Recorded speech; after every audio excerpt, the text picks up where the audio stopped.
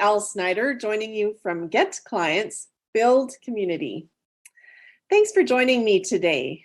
I want to talk to you about 3 things you need to know before you write your next book. Did you know that over 4 million books are published every year? Over 4 million. That is a very noisy marketplace. So how are you going to get your book to stand out? And how are you going to find people who want and need and are eager to buy your book so that you can sell book copies and not have them sitting in your basement? Unfortunately, there are too many writers who have spent hours and months and years writing their book only to sell less than 100 copies. That happens way too often. So that is why I'm talking to you about the 3 things that you need to know before you write your book. Number 1, be very clear about who your audience is. We talked about A for audience. Now we're talking about I, what I bring to the table, my expertise, my experience. What you bring to the table, your expertise, your experience. Number 3, to research the market. Different things sell at different times. And just because something is not selling does not mean it's not well written. It doesn't mean that it's not a good book. It doesn't mean that it's not helpful to people. However, if you want to make money and have thousands of people purchase your book, you need to research the market. What is selling right now? What are people looking for? What are the hot topics? If you have an idea, take that idea and go on to Amazon. Do your homework. Find out what is selling and what's not. Look at the top 100 lists. See what's on there. Is your book going to be similar? You would think that if there are a lot of books about a topic, that it's not a good topic to write about, but actually it will be a good topic to write about because it is something people want and are buying. You just need to make sure that what you are bringing to the table is going to be written from a unique slant, and you are going to add more value to the topic than what is already available. So those are the 3 things that you really need to know before you write your next book. A, who your audience is. I, what you bring to the table. And M, what the market is demanding right now. If you have other questions about writing or marketing or publishing, let me know and I will try to address them in a future show. Welcome, Natalie. I'm happy to have you with me today. Thank you so much for having me. I'm excited to see what we'll talk about today. That's great. So tell us what you are passionate about and why. There's a long list, but mostly I'm really passionate about helping people, especially women, to reconnect with their own inner talents, gifts. I always say, their brilliance, so that they can go out and really live their lives their way, which over time has gotten more and more difficult, especially the older we get. So I love working with those individuals who wake up and they're like, who am I? What am I doing? What is this? They're ready for the next step. They know there's more. Other than that, I'm passionate about nature. I'm passionate about my daughter. I'm passionate about animals. And anytime I can help the youth, that's also something that I'm passionate about. So lots of things. Yes, well, that's great. Most of us are passionate about more than one thing. Yes. Share your story about the difficult events that you've experienced. Well, there are a number, and I'm a big believer that they're all self-created in one way or another. So I figured I might focus on the last one. because I talk about crossroads and, not Right. midlife crises, because then I've had too many. But, I've just moved back to my hometown. Okay. And I think that was a pretty big one because I took my daughter with me. So, after a while of realizing that things weren't working out, I literally woke up and said, what am I doing? I'm living this strange life, and I felt myself becoming less and less able to breathe. You feel like you're incarcerated, you can't breathe, and I felt it in my chest. I'm like, oh my gosh, what am I going to do?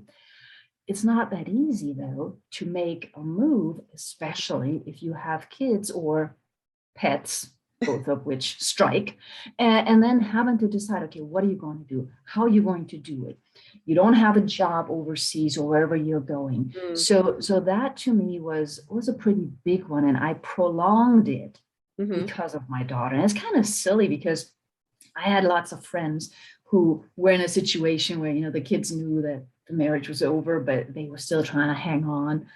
And, I've always told them, your kids know. And here I am, sort of like trying to.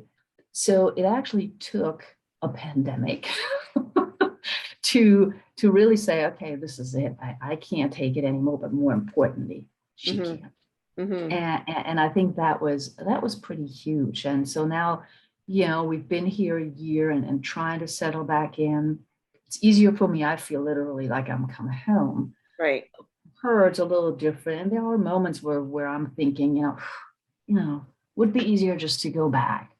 Mm-hmm. But is that really what is needed? So it takes a lot every single day to keep going. Mm-hmm. And I think the only way that I can do that is because I see how she thrives, how the cats are thriving, and how I can breathe. And everybody I talk to says, wow, you look so much happier. So my spiritual base is so much stronger right now that I can feel the energy coming back up. Well, thanks for sharing. I've been through some similar experiences, so I can understand what you're talking about. One of my friends Yeah. told me the other day, you're in the right place because you're just more beautiful all the time. Yeah, exactly. It's like it comes from the inside, and we've always had it, but then it's like, oh, I can breathe, Hmm. Yeah. So how has that struggle made you a stronger person? I don't really know.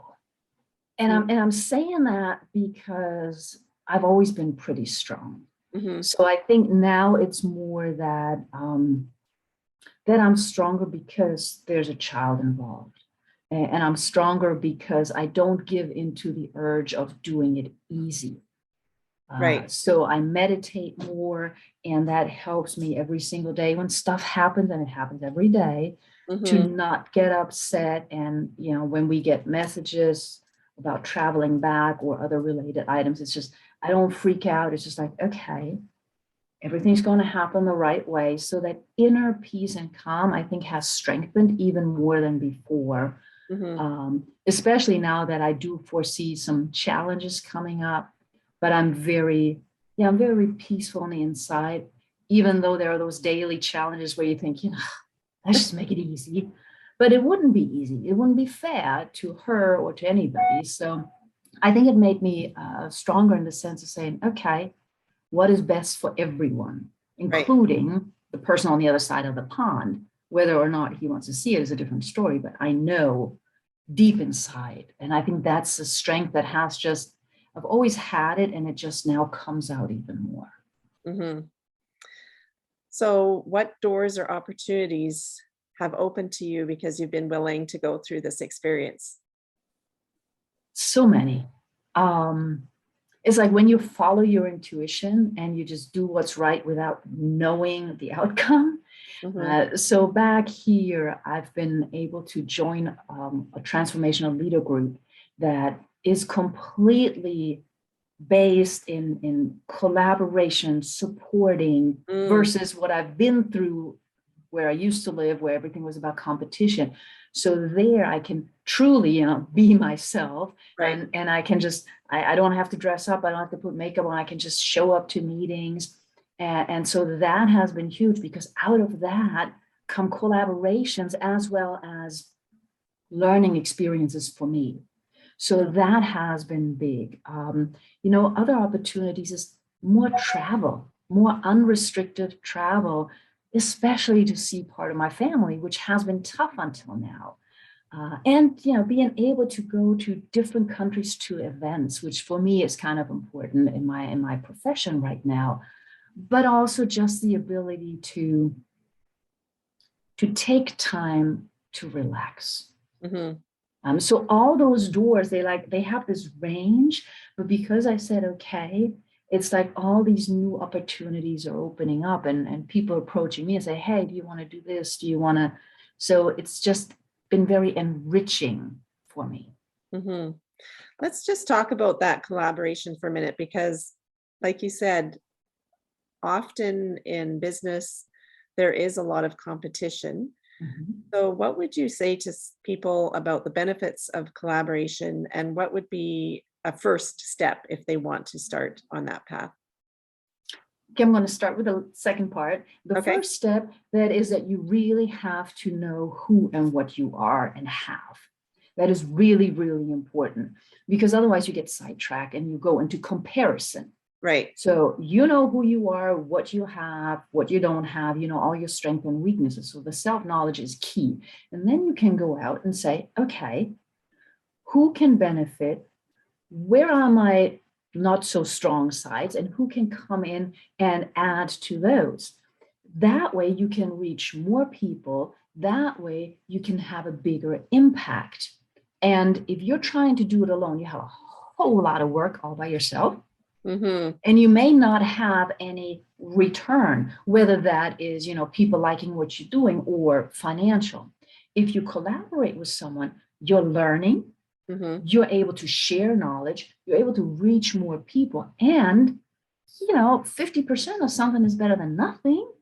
So it's really the big picture. The other thing that goes with it, and I sometimes post about that as well.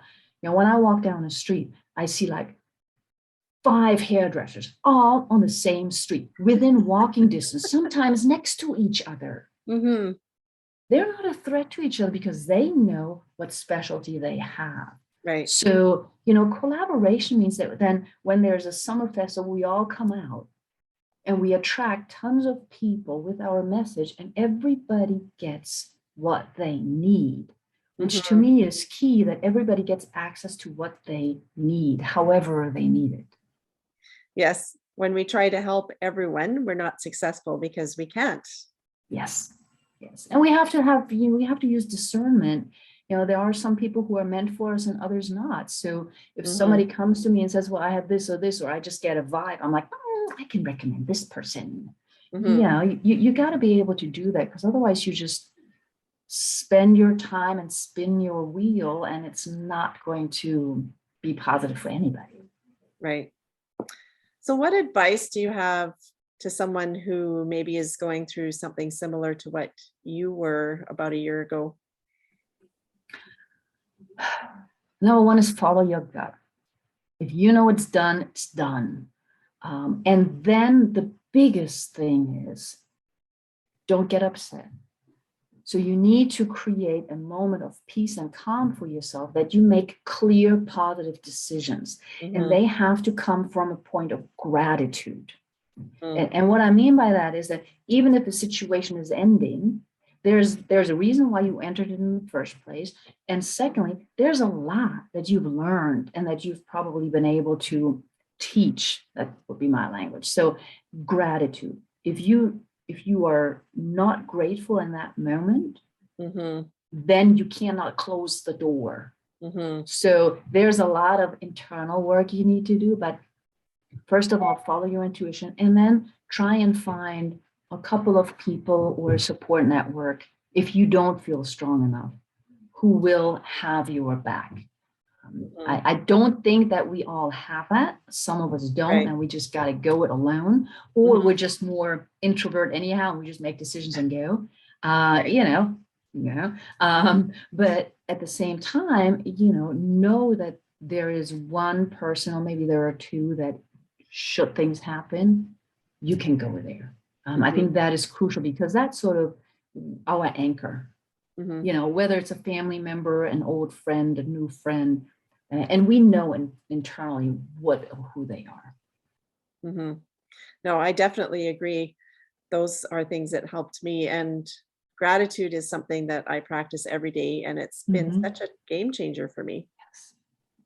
Absolutely. I mean, my morning routine is, you know, gratitude, not just a gratitude meditation, but also gratitude journal. And, you Mhm. know, my daughter too. And then, you know, during the day, I mean, the little things, it doesn't have to Mhm. be big, you know, the fact that it's raining right now and the flowers on the balcony are getting water, so I don't have to water them later. That's fantastic.